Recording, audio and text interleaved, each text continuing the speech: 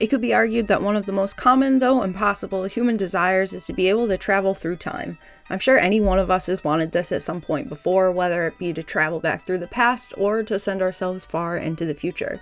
Many video games have played with the concept of time travel, and they've done it so well, utilizing the temporal back and forth as a core mechanic of the game's plot. Whether we're thinking of Chrono Trigger, Ocarina of Time, or even Day of the Tentacle, I think there's one game in existence that really takes time travel to a whole other arena.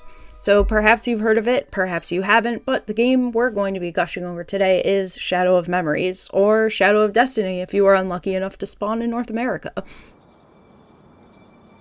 It's a single-player puzzle game with an ambitious and really engaging execution. This is where I saw the juggler.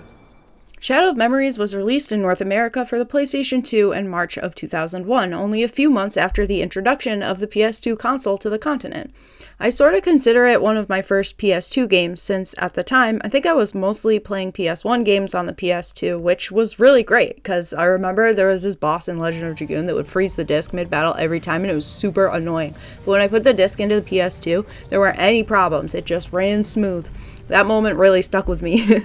That boss was called Grand Jewel, by the way. I don't know, I can remember like the dumbest stuff, honestly. But that is a tangent for another day, so let's just stick to Shadow of Destiny today, okay? Alright. Anyway, so Shadow of Memories / Destiny, I'm going to use the titles interchangeably in this video, so I'm sorry in advance, but sometimes one sounds better and sometimes the other one sounds better, so I'll talk a little bit about my thoughts on the localization switch later in the video. But anyway, so Shadow of Destiny was developed by Konami and was written, directed, and designed by a woman named Junko Kawano, who had previously worked on the Suikoden series as a designer. Initially, she was hired by Konami in 1993 to work on an RPG for what Wikipedia describes as an internally developed video game console, citation needed, which didn't happen, so I guess she just worked on Suikoden 1 and 2 instead. So anyway, she got the chance eventually to basically make her own game, and that game is Shadow of Memories. Also, she voices the cats, so here's her name in the credits. I just thought you should know that. So yeah, Shadow of Destiny was released for the PS2, ported to the original Xbox for Europe, and in 2002 it was ported to Windows by a company called Runecraft, and I just wanted to say Runecraft, so that's why I told you that. Unfortunately for everyone, today we'll be using footage from the original PS2 version ripped through what is probably the wrong capture card for this project, but I'm kind of a noob to this stuff, so I'm sorry, please forgive me. If you're interested in Junko Kawano's other work, in addition to Shadow of Destiny, she also made a spiritual successor to the game called Time Hollow, which came out for the Nintendo DS, in addition to working on Suikoden 4, 5, and Tactics. I personally have never played any of the Suikoden games. If they're any good, please let me know which ones and where I should start below. But anyway, Shadow of Memories received mixed reviews. I'm gonna assume this is kinda because puzzle games aren't for everyone, and neither are games that kind of require like multiple playthroughs to fully understand what's going on. I love puzzles and I love playing games over and over again, so I really like this game. I only have a few criticisms of it, which again, I'll just cover that after a relatively in-depth explanation of game mechanics and plot. At first glance, Shadow of Destiny is a pretty good-looking game for 2001, so let's be completely real here and compare it to a couple other similar console games of its time. Wait, nah, I take that back. Okay, look at this list. Silent Hill 2 came out in 2001, Final Fantasy X, like what the fuck? Okay, I'm a complete dolt. So anyway, Shadow of Destiny looks alright compared to other games of its time. The inner machinations of my mind are an enigma. It gives a little more eye code than Silent Hill 2, which I may argue at a much later date is one of the best looking games ever made, ever. Don't even get me started. So Shadow of Memories, it looks pretty good. It's supposed to look realistic, and for the most part, it does look pretty realistic. The buildings are very, German. Is that where we're supposed to be? We're supposed to be in like a fictional German town, and with my myopic American eyes, it looks very 2001 Germany to me, okay? So we got the fancy windows and the stone walls and whatnot. So yeah, setting is good. It feels real or something. As we traverse through the 4 different times that we are tasked with exploring, the filters over the world definitely add to the overall sense that not only are we not where we're supposed to be, especially because the main character is like still like bold and like fully saturated, but also that we are in different time zones, like in the way that you would look at a photograph or something, and it would be like sepia tone or black and white or whatever. So I think this addition of like the filters is really cool, and in that way, the game oftentimes feels like you're watching like a movie or a mini series, and the like camera age filters are very fitting in that sense because of like the, you know, the film aspect or whatever, you know what I mean. So in addition to the overall look, the graphics are actually pretty cool once the game gets going. There's like a time when it rains. There's some intense like heavy snowfall that looks great even though you can't see a damn thing. There's a fire at one point. There's pretty night lights, all sorts of stuff. The graphic design keeps pretty fresh as it evolves throughout the story, and rarely does it come across as like flat or boring or even too samey, something which I think puzzle games kind of have to do in order to stay like entertaining as well as appetizing to the eyes. When it comes to the sound, Shadow of Destiny has a pretty short soundtrack. It clocks in at about 33 minutes long, but each of the tracks is, interesting enough to sort of melt into the background and then sort of make itself known when it needs to be. The sounds used for the item screen, selection, collection, and so forth also feel quite at home in the overall game setting, and everything really seems to mesh together quite well. So I think now is a good time to talk a little bit about the voice acting. Whatever you decide is always good enough for me. In the English dub, unfortunately the only version that I have played of the game, it is pretty plain to see which voice actors get the work and which don't.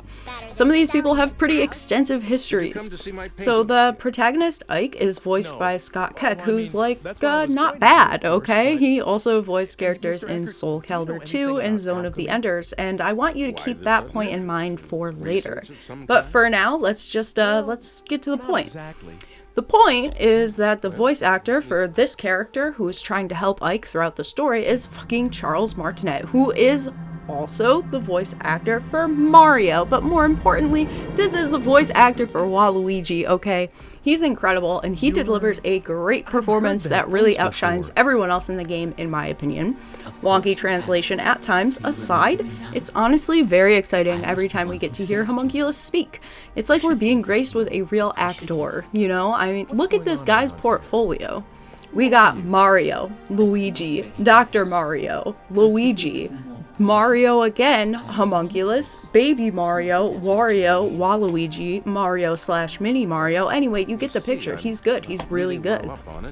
Another voice actor who does an incredible and really convincing job in this story is the voice actor for Mr. Eckert, named Bruce Robertson. He also voices a couple other characters in this game, including Dr. Wagner and Alfred. He has an extensive voice acting career, for example, voicing every single character in the 2006 video game adaptation of The Godfather, Rez from Gex, as well as Captain Rom and Red Greenbase from Lego Island. Now, with every light, there must come a little darkness, so I am going to speedrun this section to the best of my abilities. The character Dana is voiced by Julie Parker, who also voiced Talon for Soul Calibur 2. I'd put a couple more coins in for her, I don't think she's that bad. Margaret is voiced by Jean Hartman, who sounds like a Disney princess and therefore makes Margaret feel a little, I don't know, you decide. She voiced some character in the Reader Rabbit series of video games, which I've never heard of, but yeah, she gives me a very kid-friendly feel. I don't know, she's fine. Hugo is voiced by Jim Singer, who also voiced a character from Soul Calibur 2, Hong Yun Sung, as well as a couple characters in the first and second Zone of the Enders. A lot of these voice actors have worked on the same projects before. Hugo's voice is Hugo's voice. Sometimes it's unlistenable, and sometimes it really works. Sibylla is voiced by Sheila Rose, who has no other video game credits, and I'm not going to speculate as to why that is. Oleg/photographer/cafe manager/radio ad 1/pedestrian 2 is voiced by Doug Boyd, who does a fine job, as evidenced by his huge list of games he's worked on, but he's dead now and he deserves a gigantic rip, so rip Doug Boyd, you were one of the good ones. He also worked on Lego Island, Soul Calibur 2, and Zone of the Enders. Go figure. Honestly, I think there's like a Konami voice actor deep dive in order after all of this. Helena Wagner / Miriam Brum / Fortune Teller / Woman 2 / Radio Ad 2 / Radio Ad 3 is voiced by Catherine Moyen, who does a very voice actory job. Typical performance, nothing good or bad to say here. Night Watchman / Pedestrian 9 is voiced by J.S. Gilbert, who also worked on Zone of the Enders and Soul Calibur 2, but he's probably best known for voicing Sweet Tooth of Twisted Metal, lol. But okay, before we get too bogged down, we have to talk about Woman 1. Woman 1's voice acting has brought so much laughter and so much joy to my life for over 20 years, so I need to give a little shout out to Woman 1's voice actor here.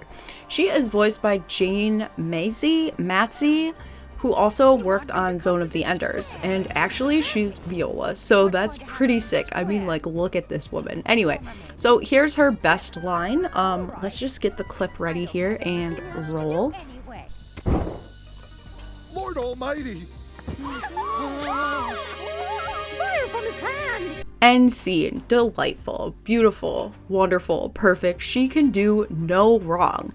And there's a bunch more voice actors involved in this game who worked on other games, such as, like, Zone of the Enders, Soul Calibur 2, and Lego Island. The most notable being Terrence McGovern. If you know, you know, he did the voice acting for Pedestrian 1 and Pedestrian 6. Alright, so thanks for sitting with me through that section about how the game sounds. Let's move on to talk a bit about the gameplay.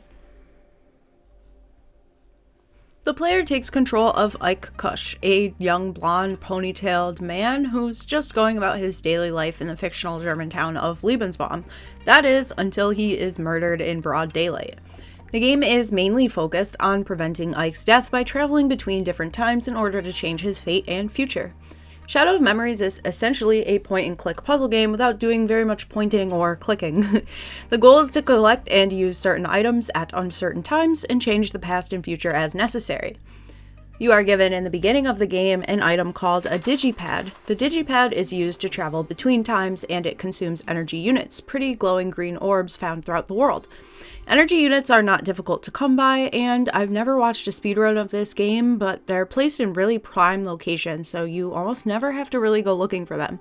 In fact, any playthrough after your first might as well be a speedrun, since the ability to skip cutscenes you've already seen shaves between 10 seconds and 10 minutes off your total time, so it's pretty quick to go through the game over and over again. For example, my first playthrough took a whopping 4 hours and 19 minutes, whereas the second took 3 hours and 27 minutes, the next around 2 hours, and so on. In fact, listed on speedrun.com, there's a category called All Endings, and the current first place clocks in at 4 hours and 42 minutes on the PSP version of the game, which, by the way, we're not going to talk about the PSP version of the game. I'm only just now watching this any percent first place run now, and they changed a whole lot. I haven't played this version, and I'm not interested. Not only because I don't own a PSP, but also because I just, it sounds like the voice actors changed, and it's all bright, and, like, I get it. Like, in a way, it looks really good, but it just doesn't carry the same, like, weight as the PS2 version for me.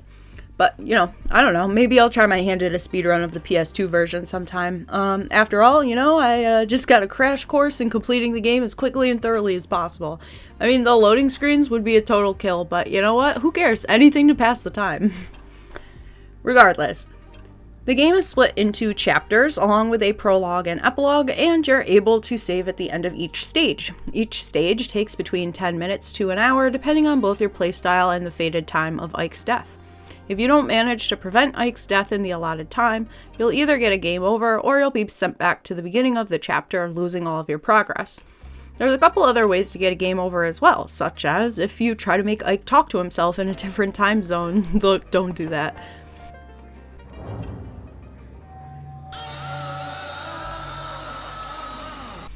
Most interactable items on screen are glowing, taking some of the mystery out of where to look and what to pick up, but not all of them.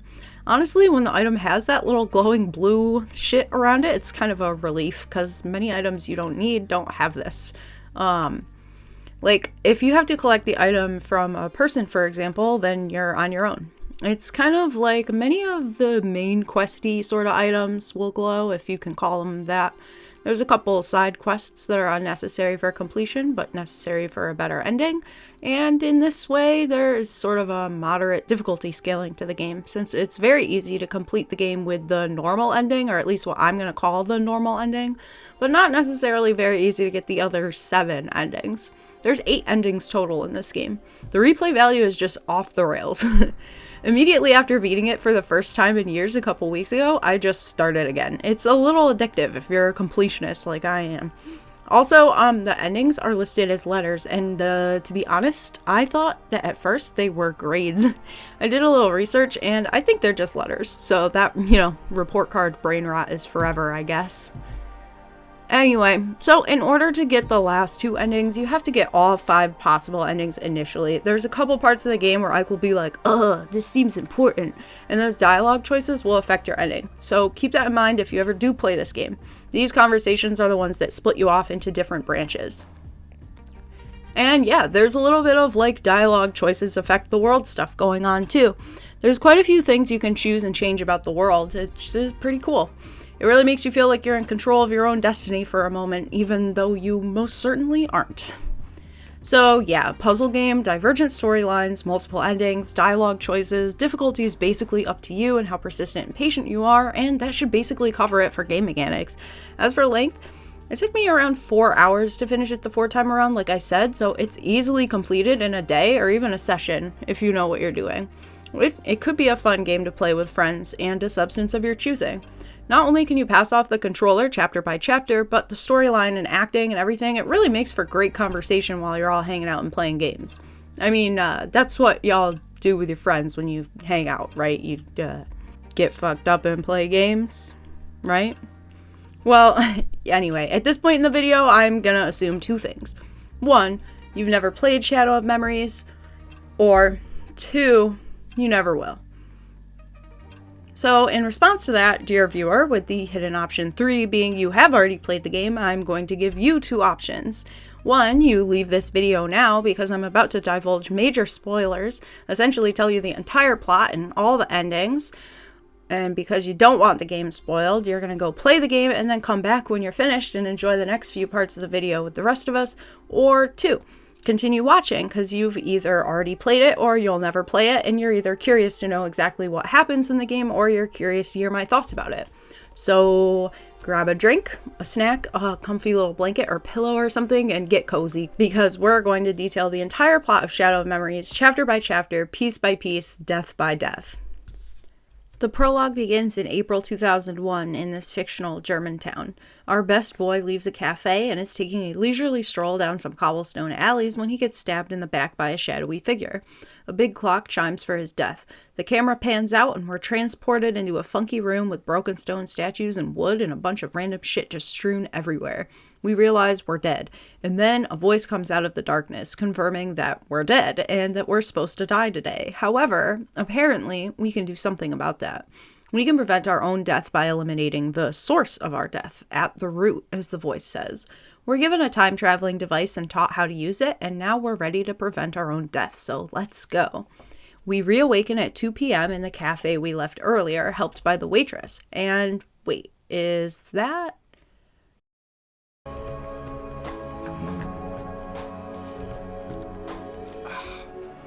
Eddie? The waitress laughs at us much in the way a child might laugh at their parent for doing something stupid, and then we take a sip of our coffee. Leaving some change on the table for the bean juice, we leave just as we did before and consider the strange events that have just befallen us. 2 o'clock. Checking the inventory yields a journal, like any good game has, where we can get some clues as to what to do next. The journal at this point tells us that we need someone to talk to about these strange events. But who could we possibly talk to about coming back from the dead? Well, it says former alchemist's house on the map here. Maybe we should start there. Alchemists are sort of weird and magical after all. Ike seems to agree that this is a good idea, as now the building is a fortune teller's spot. I never noticed this place before. Some funky fortune teller music and sounds go off, and the concealed woman says, "Welcome.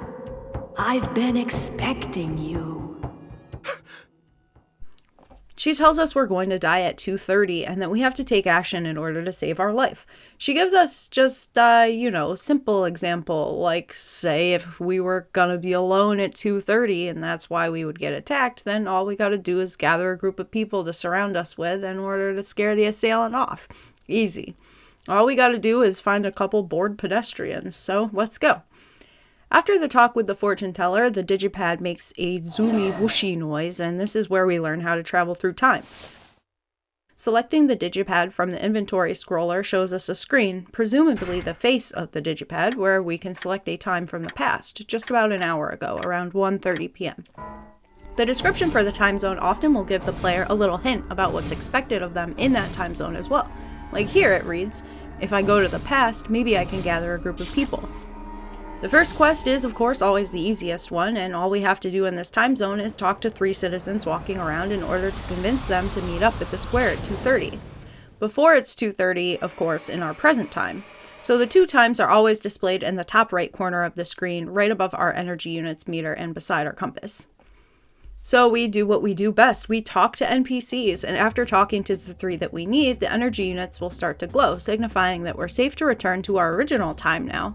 And ooh, look, a clown. He's juggling. How fun. What luck. The shadowy figure sees that we're in good company and decides to back off, for now. So the prologue is complete, and we're off to see the fortune teller again. Hooray! She told me to come back. I should go look her up again. Chapter 1 starts off at 2:30 p.m. at the fortune teller's place. Did we make a dent in our fate? Well, not really. We're still in danger. Now we're going to die at 3 o'clock. Alright, so let's see what we can do. But oh shit, something's on fire. Cool. Look at that thing burn. Of course, we have no choice but to investigate. Luckily, there's a weepy blonde kid worried about his grandpa guilting us into saving the old man from the fire. Grandpa's in there. Please help him. Help, please. Of course, shit is, smoked out and falling apart in there, and we die. But hey, death is no problem for us. Back into the Inferno, the digipad freaks out the second time and tells us it's time to travel back to 2 o'clock again before the fire started. Hearing a match flicker and watching someone run off, Ike's able to put out the fire quickly. But who is that person responsible for the fire? Oh, probably just some gentle little teenage pyro, Ike. Nothing to worry about. Pack it up. Let's go back to our time now. Energy units are glowing, so let's move.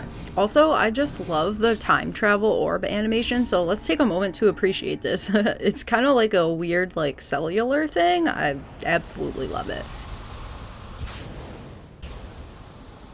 So anyway, that's chapter 1, or well, one way of doing chapter 1 anyway. There's actually another way to prevent the fire. So this is what it means to change the past. So if you start chapter 1 by talking to the juggler who is in the square instead of going to the burning bar, he will throw you a decorative egg that has a message addressed to you. There's something in here. There's a letter inside.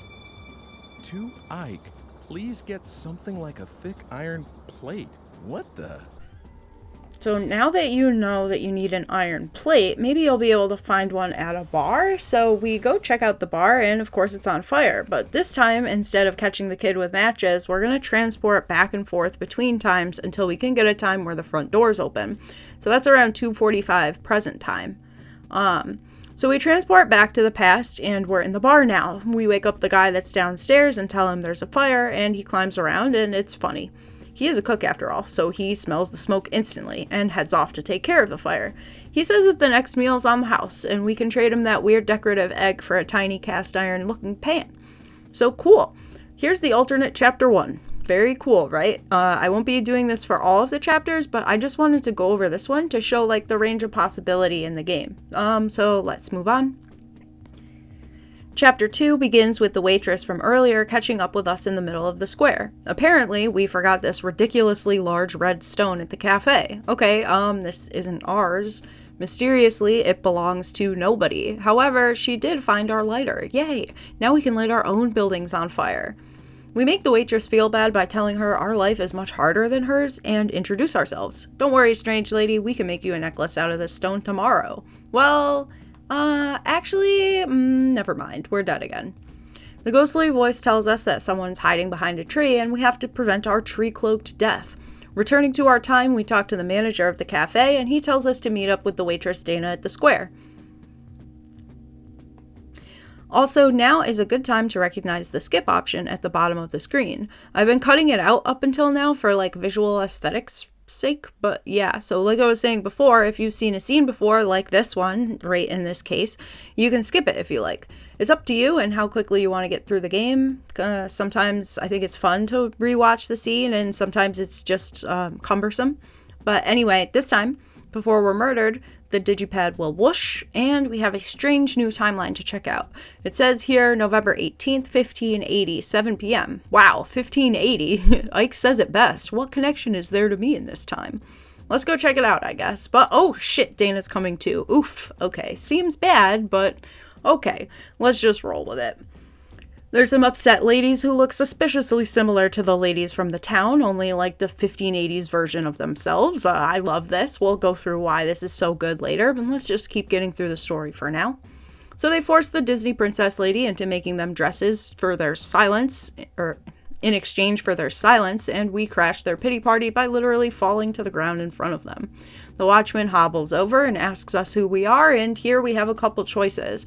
We can't move without the townsfolk stopping us, so it's into the item screen to find something that might help us out. And now, the perfect scene. It just doesn't get much better than this. They can't even handle a lighter in 1580. Rough times. Except the Disney princess, of course. She loves it. Her name's Margaret, by the way, and she's ready to take you home already. I guess we have no choice but to follow her. So follow her we do, and oh look, we're going to the alchemist's house. The door sounds like the Morrowind doors. I love this. It is the best era for video game Mother, sound design, I'm the early 2000s, and you can fight me on that. We get to meet her mother, who seems to be sick and dying in bed. She comments on how similar Ike's voice is to their father's, sort of wistfully, like she misses him or something. And there's Hugo, a weird little kid. Margaret goes to speak with her father, and now we're stuck with the brat. He immediately pats us down. No boundaries in 1580, I guess.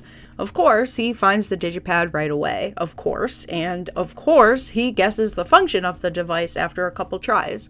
He's kind of a sweet kid, honestly. He's creative, and his eyes get really shiny a lot. He hates alchemy, though, and he loves his mother dearly.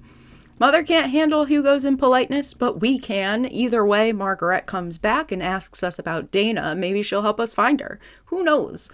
But then Margaret gets weird about the color red, and we decide to leave.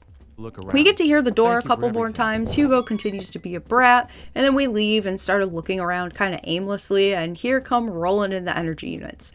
I swear, it feels like 1580 has so many energy unit spots, but I think maybe, I don't know, is it just because the landscape is so sparse compared to the modern times, so they stick out better? Anyway, there's a funky dressed lady literally chained to the square, which is a problem. And hey, there's a guy planting a tree. Hey, that's that tree, isn't it? So I guess we have to convince him not to plant the tree somehow. Who's in charge here? We can see on the map that there's a place labeled Lord's Manor, so maybe we can go looking for the Lord or something wild like that. Outside of the Lord's Manor is a young dude who wants to trade something for the key, so what do we have that won't freak him out? We just so happen to have a postcard, and that's pretty normal, right? Sorta. Anyway, inside the door, we can see that the squire's crest is falling off of the building, and luckily the key items are glowing blue, and we already picked up the ladder that we need to reach the crest with. So we grab the crest, and perhaps with this we can lie about being a mouth for the squire and convince the seedling guy to stop planting trees. Who does that anyway?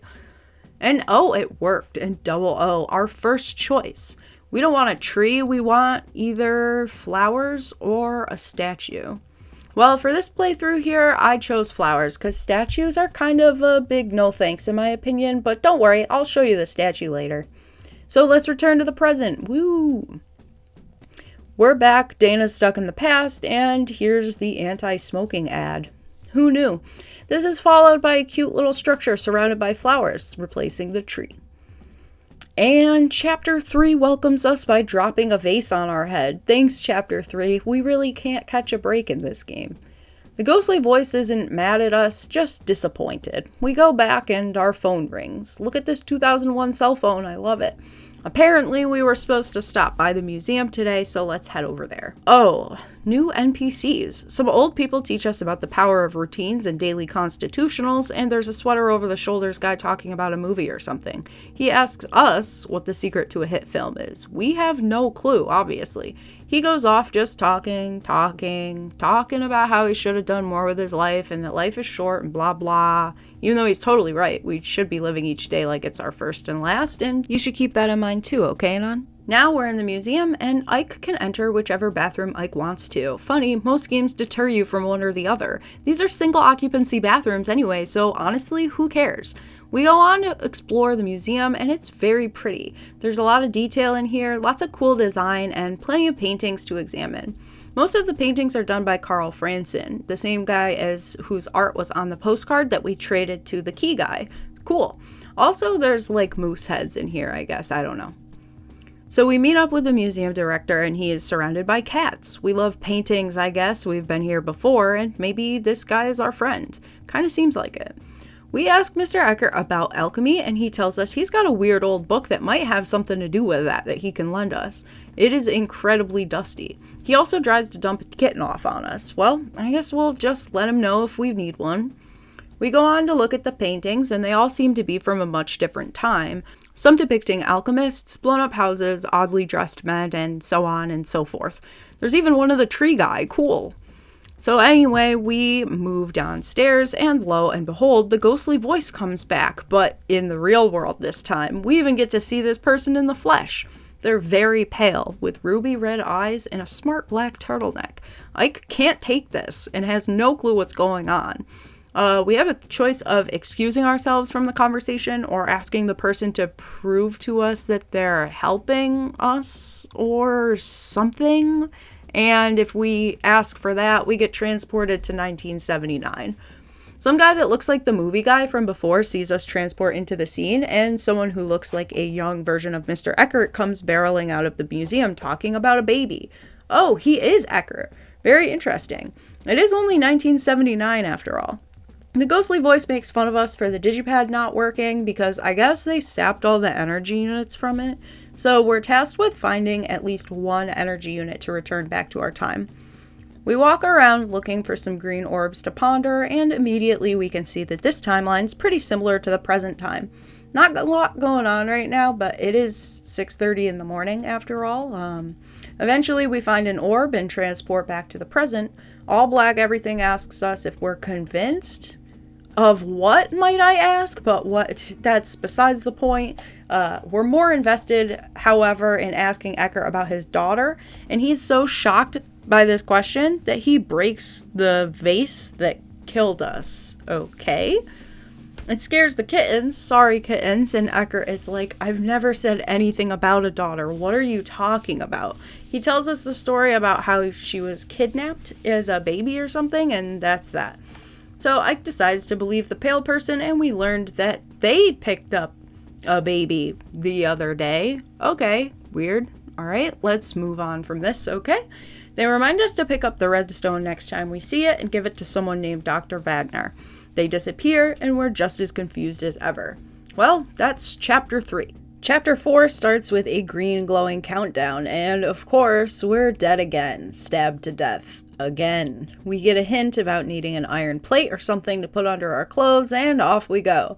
So, assuming we didn't get the iron plate from the bar owner in the first chapter, we have to go like on this, long little stint into 1902. So let's just assume that we didn't do that, and let's go. So 7 p.m. and a light drizzle. Ike decides to open the old book and finds a black and white photograph. The digipad bleeps, and we are off to 1902. Fun, new timeline, hey! It's March and a bit snowy. The world is desaturated in a pretty monochrome filter, so, I don't know, I guess we'll check out the museum. There's an old guy standing outside, and he lets us know that this isn't a museum at all, it's just his house. Apparently everyone's dying. I'm kind of getting Chrono Trigger vibes right now, like when Marl disappears and Queen Lee disappears and so on and so forth, that little like cutscene. But anyway, so the old guy gets freaked out because we obviously know way too much about him, and he decides, yeah, let's make a museum, and also, why don't you come in for some tea? Whatever. We meet his daughter in there, as well as his infant child. His daughter's pretty funny. Sibylla, her name is. She's delighted to hear that he isn't going to sell the house. She's also a talented seamstress. She even notices that your jacket's fucked up and coming undone. So hand the jacket over, Ike. No child labor laws in 1902, Lebensbaum. Make this 10-year-old sew up your jacket. Ike is a bit of a clown, so naturally, he is drawn to this clown costume. Sibylla thinks it suits him, and I do too. We even get the item jugglery now, and we find a funky egg. Sibylla desperately didn't want the house to sell, but we took care of that, so she doesn't need this funky message egg anymore. We kind of tell her that we need an iron plate, and she says once her mother died, all the cooking stuff got taken out of the house, so we're gonna have to look elsewhere. She's visibly nervous here too, which I think is a really nice touch from the animators. Ike decides to write a message in the egg, and he puts on the mask. Let's go back to the present to get a frying pan now. We have no choice, we're automatically transported. And oh, looky here, now things are getting fun. Here we are, now we are the clown in the square. And look, there we are, talking about now here's a guy with no worries. Delightful, absolutely delightful. Toss the egg, and it reads... To Ike, please get something like a thick iron plate. What the...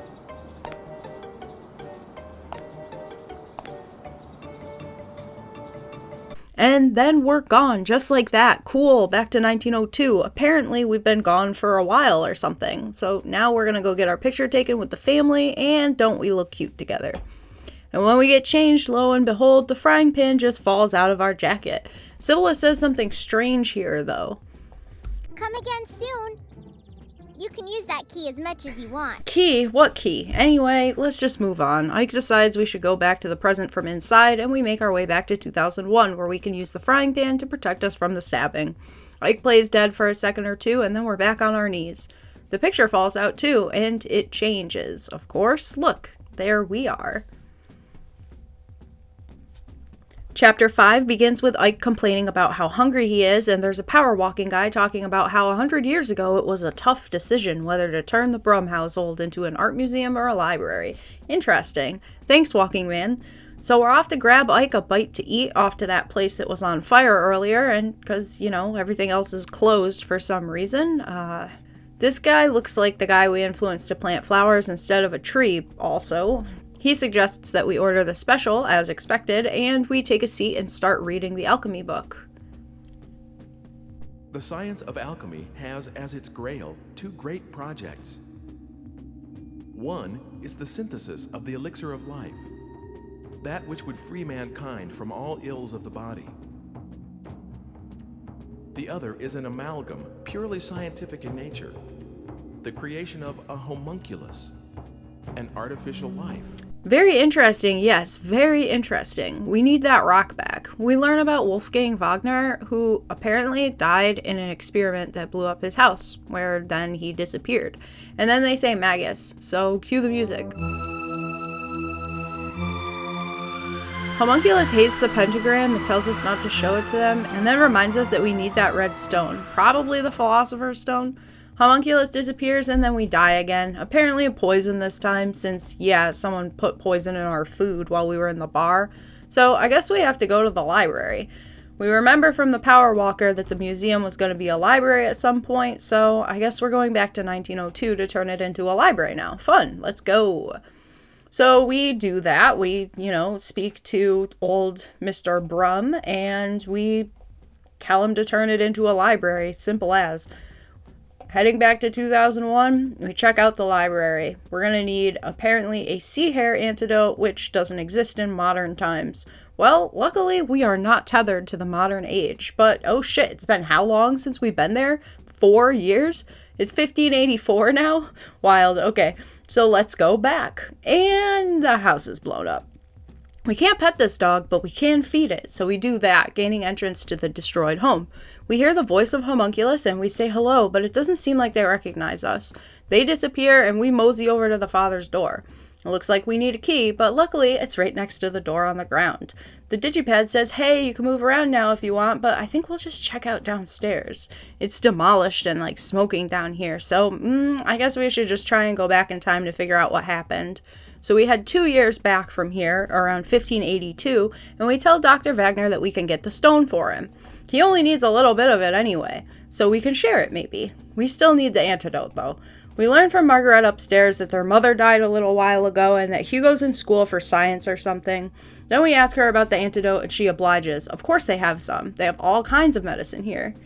Anyway, we go for a little stroll with Margaret while she makes a clothing delivery, and we seem to catch a glimpse of Dana, of course, running off to try and see her, but she disappears pretty quickly. Margaret ain't having it. She's gotta go home now. Ike describes the ins and outs of time travel to Margaret, and she wishes to go to the future. She feels a strong pull towards it, and I don't blame her. The past looks incredibly boring. We have a choice here that changes literally everything that happens after it, whether to tell Margaret that we could be related or not. In this playthrough, I chose not to say anything, which gives us access to 2 different endings, but more on that later. I think that my first playthrough, this one, is like the most normal or common, maybe, way of playing through the game, because like I just don't think that the answers I chose were weird or pushy or anything. It's just kind of standard. If you played the game, let me know what your experience is in choosing. Anyway, so Hugo's eavesdropping because he's still a little brat, a lovable brat, but a brat nonetheless. Hugo gets defensive over being kind of strange and carrying around his mother's hair in a pouch at his waist, and he freaks out and kicks a stool. This uncomfortable scene reminds Ike that we gotta go. But now we have the antidote, so it's time to return to 2001 and use it as soon as we start experiencing the effects of the poison, which, of course, we start feeling right away with this little countdown upon our arrival. Ike looks great in this animation. And we're cured. Chapter 5 complete. Chapter 6, however, reminds us that we're still not off the hook. A bunch of young people make fun of a movie poster, and as they leave, we're hit by a car. Yay, new death problem to solve. We're reminded again that it's dangerous to be alone, and we're dropped back into the scene. The digipad now suggests that we head over to 1980, a cold day today. We're met with the young version of that film nerd, and as it turns out, he's Oleg the filmmaker. He's got some cool but unpopular ideas for movies, and we help him figure out a new movie to start his life's work on. He gives us another strange egg for our decorative egg collection. Ike doesn't jive with all this friendly talk, and we move on. Now back in the present, the young women from before are really into this new movie, and now they're all super excited to see what this director has in store for them.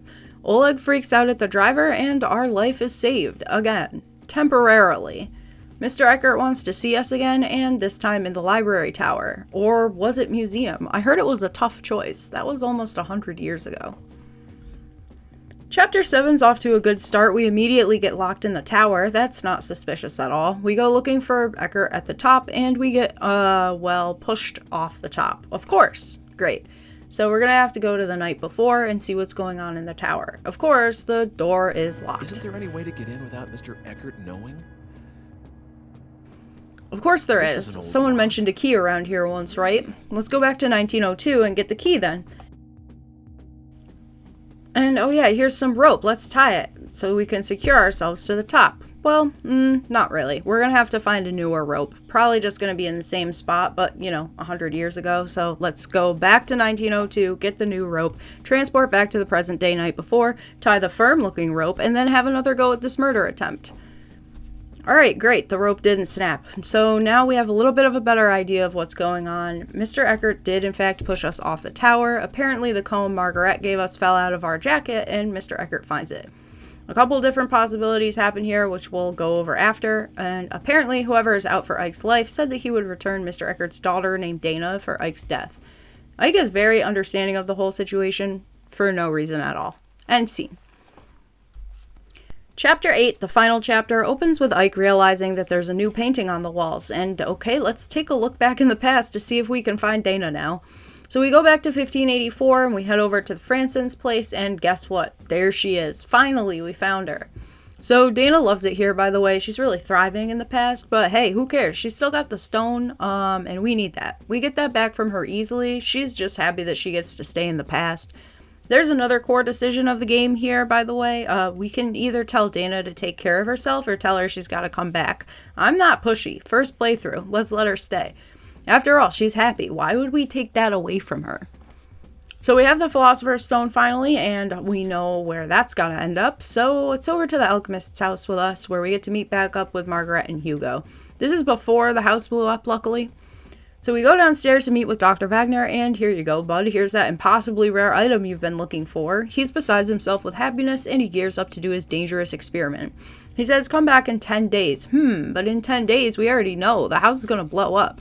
We give him a gentle reminder that he should probably draw a pentagram, just in case. Dr. Wagner gets depressed about being old, and it seems like our work here is done. Hugo talks about building a time machine and complains about not knowing what his father's up to. Dr. Wagner comes upstairs and tells the children that they have to exit the building, concerned for their protection, but unconcerned with where they end up. They figure that out, and we prepare to travel 10 days into the future past to see what happened in the lab. We go into the burning home and hear Margaret's voice coming from the basement. Ike discovers a rudimentary-looking time machine, and the date is set to our present. There's nothing else of value down here, so let's head back to 2001 to see what's going on over there. Somehow, we're met with a call from Hugo. So basically, Hugo's been trying to kill us, and he built a time machine to do that, I guess. Or future Hugo did it? Anyway, something like that. And now Hugo's threatening to kill Margaret. So much for family ties, eh? So we meet up with Hugo at the town square, where we realize we've seen him a couple times in the present after all. Hugo wants to speak with Homunculus. This is all our fault, blah, blah, blah. Hugo's motivated by his desire to bring his mother back from the dead, and he doesn't want to hear anything from anybody else. He's got it all figured out. The digipad reminds us that it exists, and it's the solution to all of our problems, so we head back to 1584, and we make our way over to the alchemist's house before Hugo arrives. Downstairs, we find Dr. Wagner's notes, and great, it looks like we made it back before Hugo got a chance to read through all this, so let's destroy it. Ike throws the paperwork in the fire just before Hugo and Margaret come downstairs and find us, of course. Dr. Wagner's nowhere to be found, Hugo gets curious about the paperwork, and then we head back to the present. Back at the square, we get a little insight into what happened after we left the alchemist's house in the first place. Of course, Hugo went to find the papers, and then he starts trying to sort through them. However, this results in present-day Hugo getting a headache and struggling to stand up. He slowly recedes into the past as he's unable to make out the notes, Margaret throwing them back into the fire.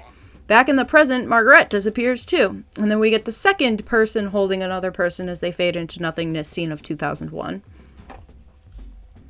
And that's the end of that. We're greeted by Homunculus in the epilogue, and we grapple with the fact that we were kinda, sorta used to ensure the completion of the Homunculus project.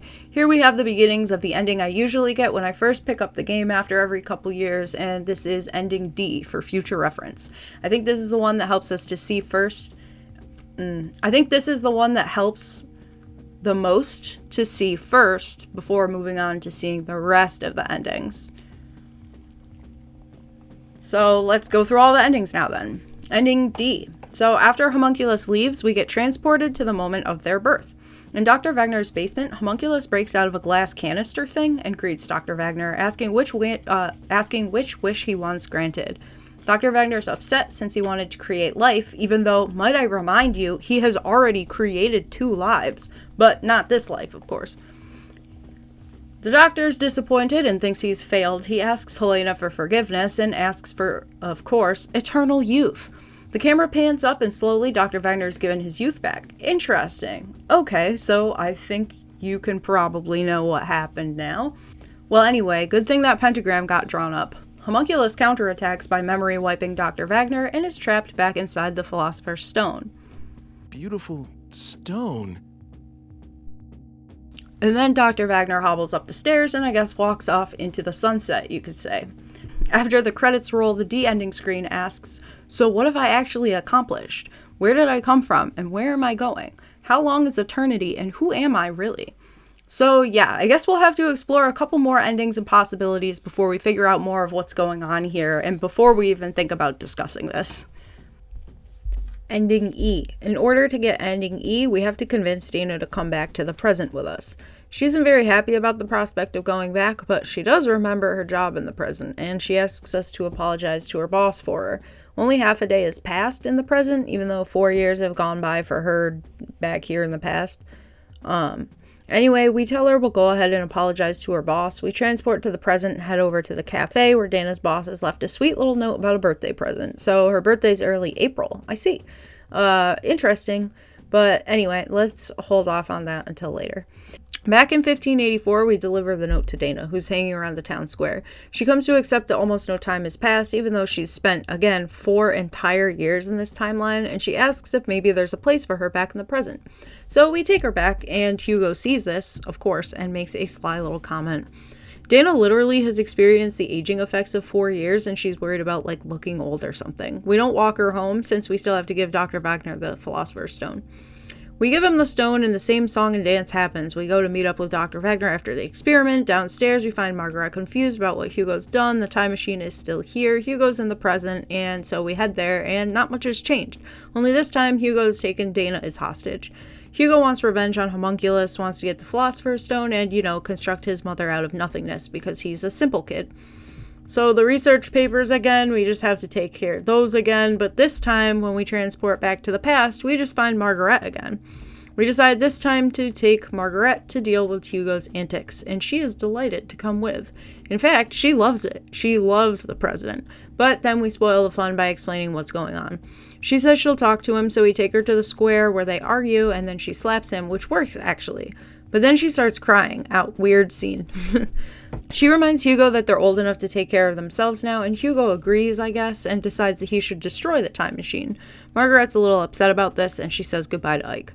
Margaret and Hugo leave. For some reason, Dana just can't be mad at him. She feels like if she had a little brother, that's probably what he'd be like. And then the sky lights up.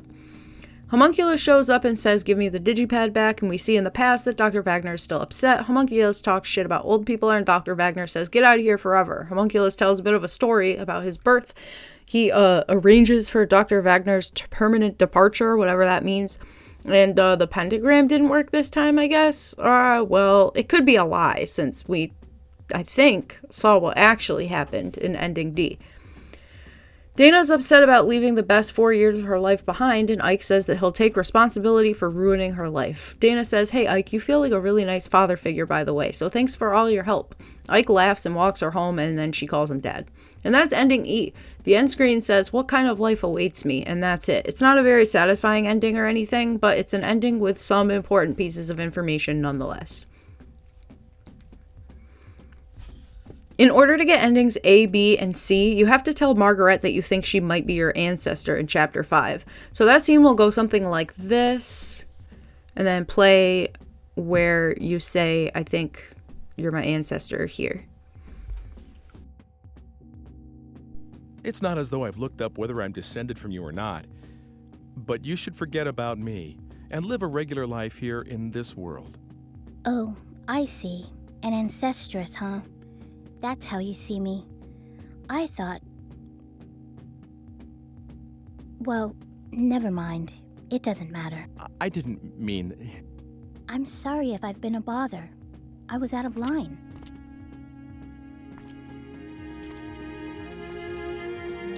Margaret. She gives you the comb, but at this time she says, I've had this comb forever, and when I hold it, I get this picture of this man in my head. I've never met him, but he's super old, like her father's age, and she gets this sensation that he's patting her on the head. We don't think you're strange, Margaret. Everybody loves head pats. Now, when Mr. Eckert talks to you about the comb after pushing Ike off the tower, he says that the comb made him a sane man. He feels like his daughter's safe and happy out there, and as though he's stroking her little daughter head again. Then talks about getting old. Ike says, keep the comb. Mr. Eckert's happy to receive it. So, just some food for thought, because we have to move on to see the other endings now. So the things that remain constant in these 3 endings are, 1, there's no longer an option to return Dana to the present. She's staying in the past. She loves it there too much. No work-related birthday gifts can persuade her this time. 2, there is no warning Dr. Wagner about drawing a pentagram. And 3, Hugo's in the square with Margaret threatening to kill her since Dana is secured in the past. So anyway, this is the Hugo scene that we get for endings A, B, and C. The homunculus was completed because you showed up. You fooled Father into creating the homunculus. Isn't that right? I read Father's research notes. Hugo wants revenge. His family's been destroyed and it's all Homunculus's fault. So now he wants to destroy him. Or whatever. Hugo doesn't even mention bringing his mother back to life here. He talks about saving her. He says, this time I'll succeed. I guess he's implying that he's failed in bringing her back to life once before.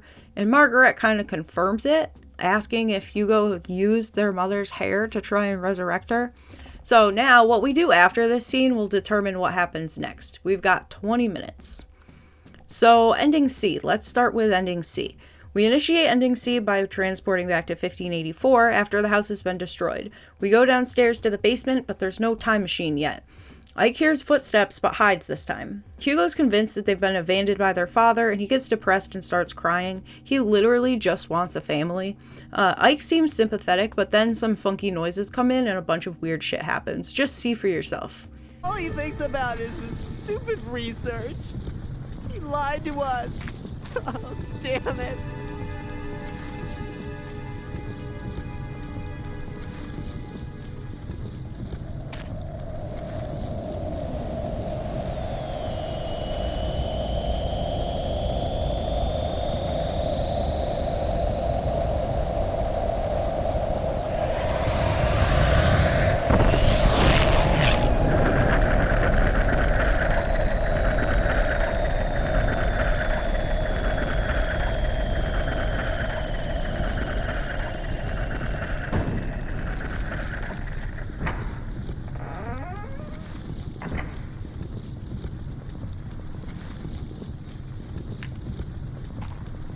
Hugo, dry your tears.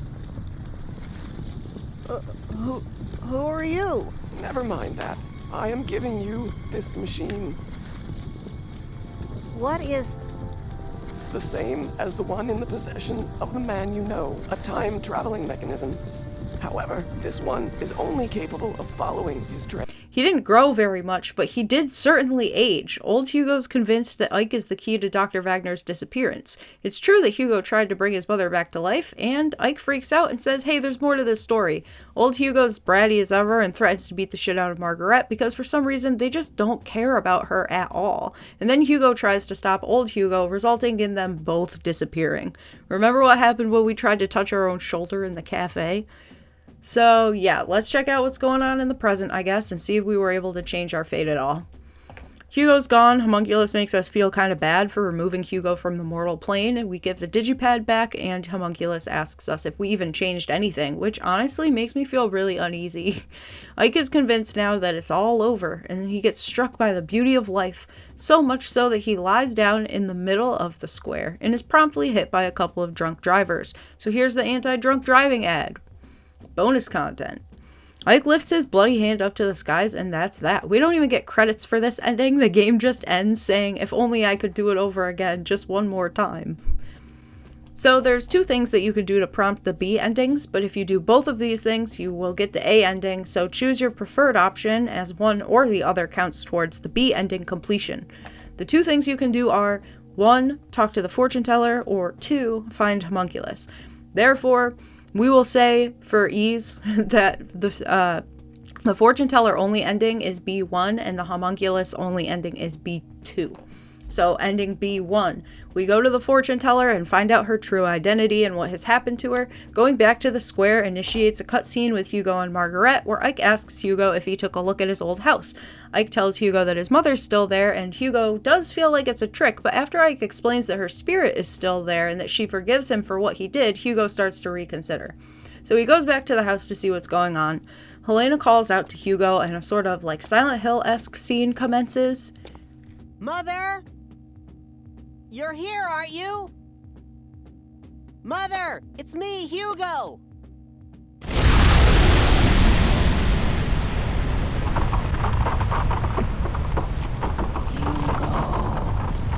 You have done something that can never be excused or forgiven. Hugo becomes one with the house and follows his cursed mother into the afterlife, and Margaret decides to go back home to 1584 to live out her life. After all, it's not like she has any ties to this world, right? So we take her home, and that's that. Ike decides to spend the rest of his night at the bar with the locals, celebrating his life for another day. Ending B2. The other option is to find homunculus. If you remember, homunculus had a baby recently. So where was there a missing baby? Homunculus is in 1980, sitting in a park. They say they're not doing so hot, and they have a quick little talk with Ike. Homunculus says that they switched babies around so that there would be no issue if Hugo were to threaten Ike's life that way. So, here is where we learn that Margaret is Dana and Dana is Margaret. Homunculus explains that regardless of the switch, there's some kind of homing instinct that exists for certain things where, like they say, if you were to steal a baby from 1580, then that baby would try to figure out a way to return to 1580 if it were capable of time travel, stuff like that. But hold on, we're not going to start analyzing this yet. So after this conversation, Ike returns to the square to confront Hugo again, now knowing that Margaret isn't his ancestor, at all. Ike dares Hugo to leave her in the present. Mr. Eckert shows up. Wow, what a relief. They have a bit of a kerfuffle, and Hugo asks for Margaret's help even, which is, in my opinion, pretty bold move. Mr. Eckert may not be Hugo's dad, but he is the dad that steps up as he gives us a little fatherly speech, and Hugo, who I guess really just needed a stern talking to, abandons his quest to murder Ike. Eckert and Ike talk it over, and they have a sweet little interaction. Mr. Eckert thinks Margaret looks like his daughter Dana and got a strange feeling looking at her. I think we know why by now. After that, Ike does the usual thing with Homunculus, gives the digipad back, and heads to the bar. Ending A. Now, if you're a real overachiever and you truly want to see the extent of what's going on, you'll choose to both go see the fortune teller and find Homunculus. We've seen what happens there. However, if you do both of these things and then return to the present, some really strange shit happens. So when you return to the present under these contexts, Homunculus meets up with us outside of the old alchemist's house, and Homunculus explains that he can't see or hear the spirit of Helena. Ike then asks Homunculus to call up Dr. Wagner to talk some sense into Hugo, and Homunculus obliges and summons up Dr. Wagner for us. Kinda. Sorta. Maybe. It feels sinister. We already know where Dr. Wagner is anyway from ending D, but technically Ike doesn't actually know that, so they have a little talk and Ike explains what's going on, and then they head to the square. So Dr. Wagner, heads into the square to talk to Hugo, and the doctor gives a much less fatherly talk to Hugo than Eckert did. Then he hugs him, and then they disappear in smoke. Homunculus says, "Hey, Dr. Wagner's still alive. I just made a really convincing copy. What do you think? Now give me the digipad." Before that, there's the question of what to do with Margaret. Ike asks her, "What do you want to do?" And she says she wants to stay in the present, homing instinct. She feels like she belongs here after all. We're definitely letting her stay, no question. Then Ike goes to hand the digipad back to Homunculus, and oops, he drops it. And for some reason, that makes Homunculus fall apart and shrink into a weird little creature and then a bubbling pile of goo. After that, we see a scene of Margaret with short hair and a huge shopping bag. Margaret gets adult adopted by the Eckert family, of course, and she looks so happy. And, the tree is back, or in the center of the square. Weird. Interesting. Okay. Well, let's check it out. Let's hug this tree. Let's take a look. Oh, of course, the stone is in here. End. So, let's summarize what we have learned so far. To clarify, Ike is Dr. Wagner, who wished for eternal youth after creating the homunculus. Homunculus, in an attempt to save Ike's life, has switched Margaret and Dana at birth. This is why one or the other is so drawn to their original times, and why it's difficult to pull them away from those times. Yes, Dana is Ike's daughter, technically, and yes, Margaret is Mr. Eckert's daughter, technically. And yes, technically they are, each other, not themselves, lol. Hugo has attempted to bring his mother back from the dead, causing her to be stuck in a place between life and death. She seems to really like her house, which is why her spirit is trapped there in 2001. Hugo, who is a natural scientist, was able to construct a time machine in his old age and then transport back in time and give it to young Hugo. Ike has been carrying the Philosopher's Stone for 400 years without knowing what it is. Alright, so we are so close to finishing the summaries. Let's go. Alright, so after getting all 5 available ending screens, technically you only need B1 or B2 for this, but both nets you more percentage points, you get access to an extra version of the game now. If you restart and recognize Homunculus' voice, you'll begin a version of the game where Ike acts as though he already knows this song and dance. Of course, he already knows about the stone, already knows about everything, so the scenes play out in a way that is honestly very refreshing after having played through the game 5 or 6 times up until this point. We go get our fortune told, and sadly, Helena doesn't recognize that we've been here before, but Ike is ready for it.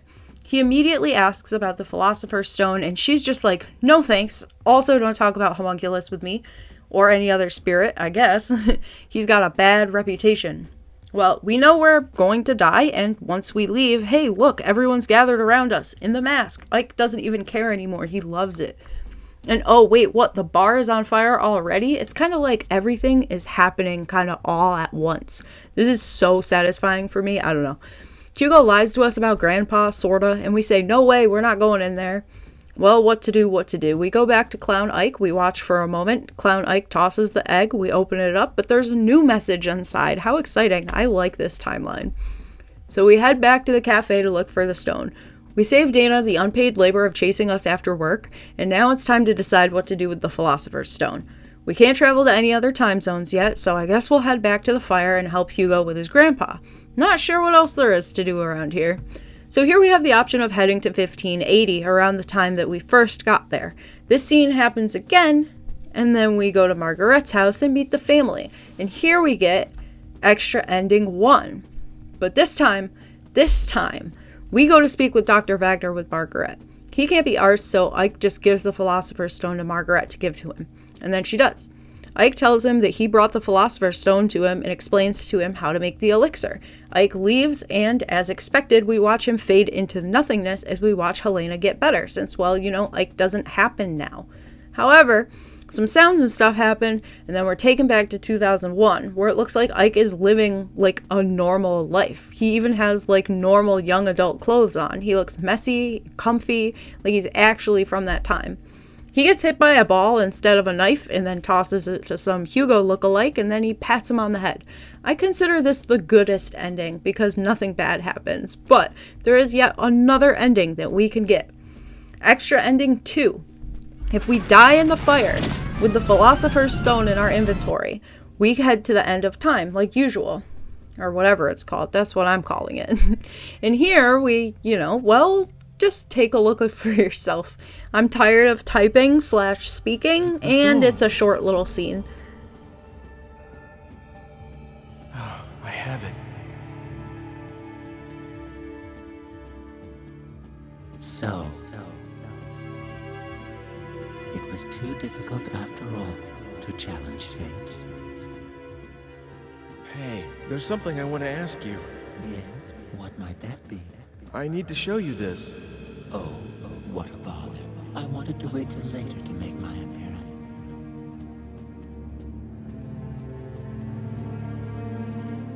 It's this stone. It wants to go home.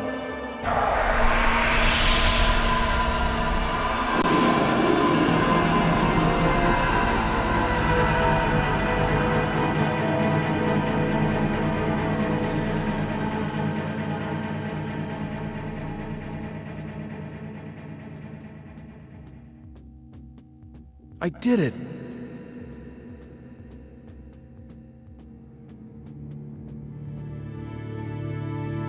I'm free. Free from fate.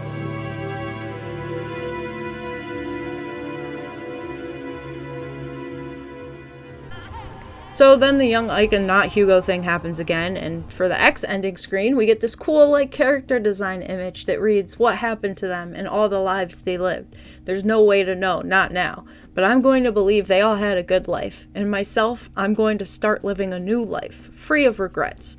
And that's that. We did it. We got through the summary of Shadow of Destiny and all of the endings. Alright, break time. Then we'll come back to start dissecting it a little bit. Nothing too wild, I just want to talk about a couple things and bring up a couple concepts.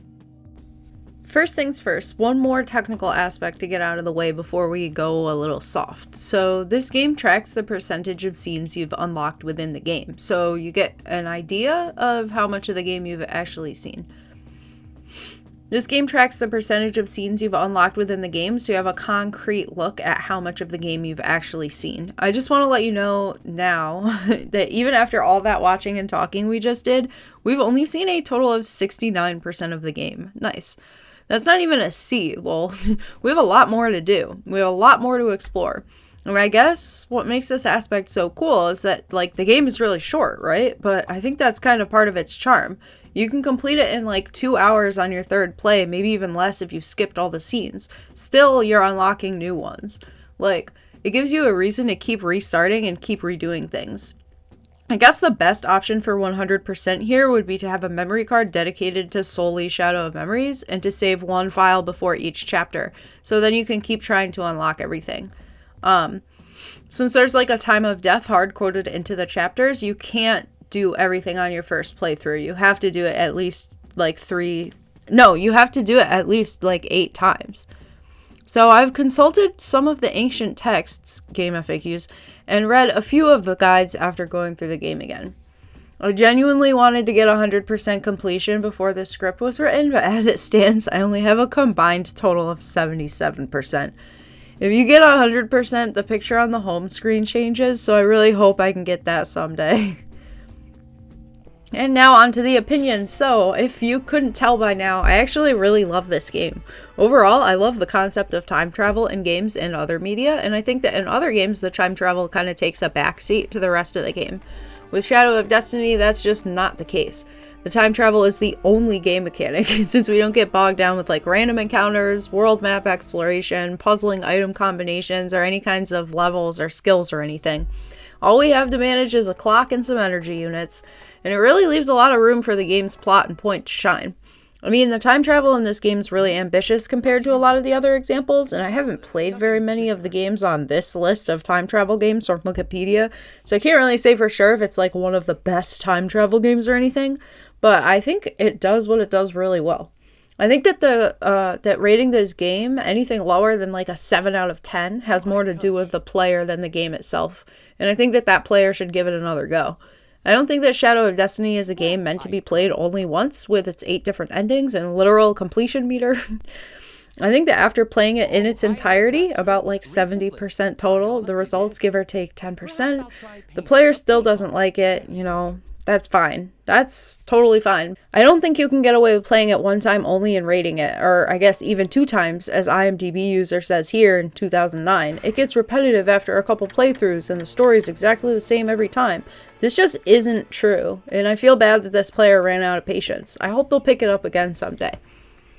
Part of the appeal to replaying the game is the skip scene option, like I've been saying multiple times before, the way that you don't have to, that way you don't have to watch the same scenes over and over again. And really, if you're playing the exact same game over and over, you're not really playing it as intended. It mirrors the way that Ike and the player die continuously throughout the game, like having to restart the chapter over and over again in order to figure out what's going on and how to prevent the disaster. But, yeah, I did mention earlier the switch from Shadow of Memories to Shadow of Destiny. Some thoughts. This is probably me overthinking this a little, but Shadow of Memories was named that in English, well, in katakana, but it's English nonetheless. This is the exact title that the development team or writer or whatever chose when creating the game. You'd think that the localization or marketing team over here would see that and go like, oh yeah, okay, it's called Shadow of Memories, like end. However, they deliberately chose to rename it to Shadow of Destiny. Why would they do that? Personally, I think maybe it was a marketing choice, as Destiny and thereby the concept of like fated happenings or whatever is kind of like an active process. Shadow of Memories, on the other hand, feels kind of like it plays into the importance of like the full cast of characters, and Shadow of Destiny feels like it shifts the focus to Ike's destiny, like alone. Memories feels kind of passive in a way to me. Like maybe the marketing or localization team thought that the word destiny would give off like bigger, more intense vibes or something. I don't know. If you have any thoughts on this, please let me know. Personally, I think that if a translation is done for sense as opposed to exact wording, it should stay faithful to the original sense. And in this case, I don't think that holds true. The title already existed, like it was named in English.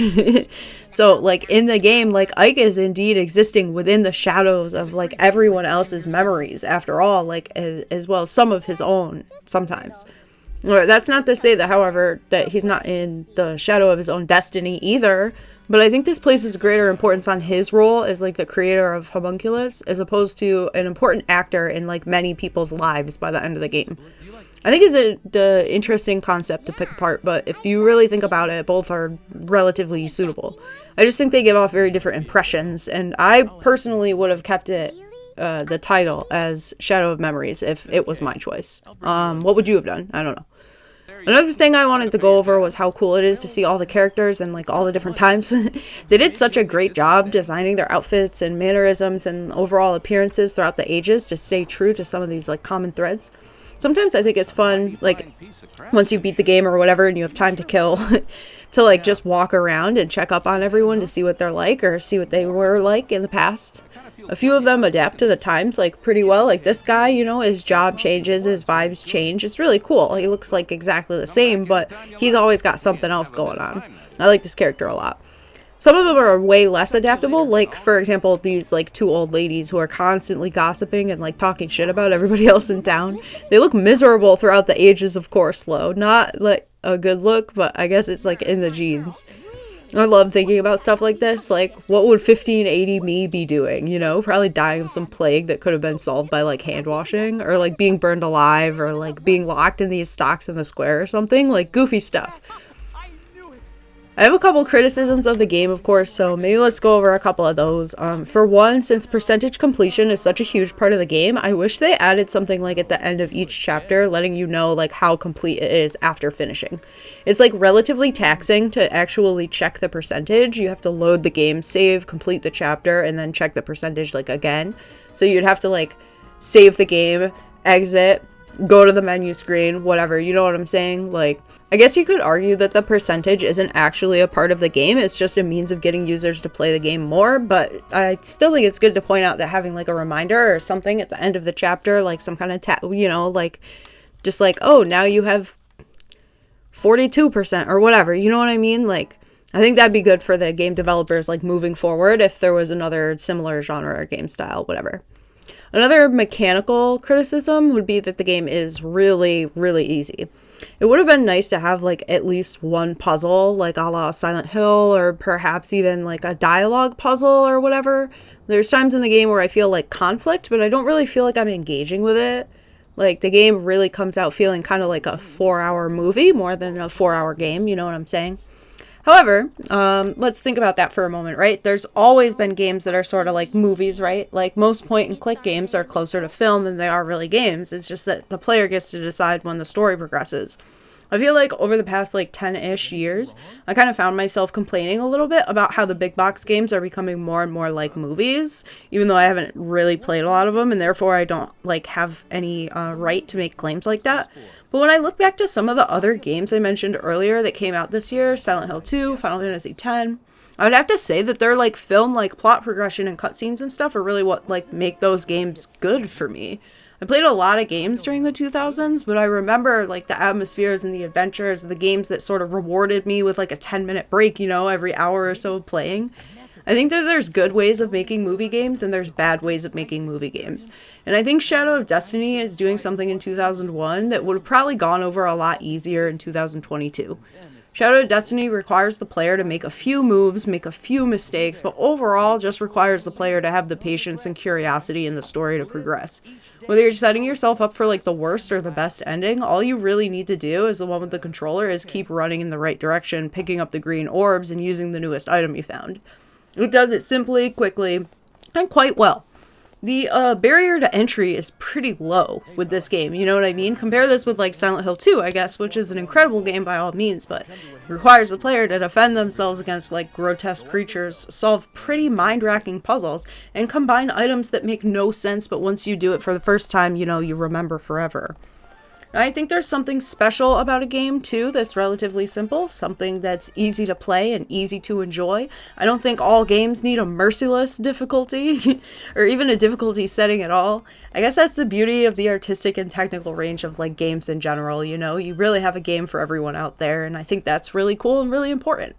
In my opinion, Shadow of Destiny is a game that non-gamers might actually like. There's no battle, there's no QTEs, there's no menus, there's no problem. There's just a compelling storyline, charming characters, loads of dialogue, and a little bit of choice. It's kind of like a simplified choose-your-own-adventure novel, though I do wish there were a few more choices and branches for the story. I think that's me asking a lot of something that came out 20 years ago. If you were wondering if you should play it, you probably should, and now that you know the entire story, or if you skipped, nice, I see you. I think you should play it with someone who doesn't know what's going on. Like 2 people, you know? you know the other person doesn't. And then see if you can't sort of like give them hints or guide them as they progress through the game. I think it's actually really enjoyable, like, to be able to play this game with another person. Even though it's not a 2-player game, having someone else with you makes it so much easier to complete the game in a single sitting. Like, if you get tired of running in a straight line or whatever, maybe the other person isn't. You know, it's like, it really works for like a cooperative single player play, if that's like a thing. So, in conclusion, Shadow of Destiny isn't a perfect game by any means, but you'd be lying if you said it wasn't an entertaining ride. There isn't much game here, just like a phantom sense that you're in control of the things that are happening to the main character. It tackles the concept of time travel pretty valiantly. It does very good work in tying up and connecting the many threads it presents throughout the lofty story. It borrows some theories and concepts from the long-abandoned science of alchemy, which is a popular theme in many games and movies to this day. It has the potential to make you think differently about some things, maybe give you a couple laughs, maybe even make a lasting impression with its undeniably low-res 2001 charm. Hell, it might even get a couple jaunty little tunes stuck in your head for a couple days after playing.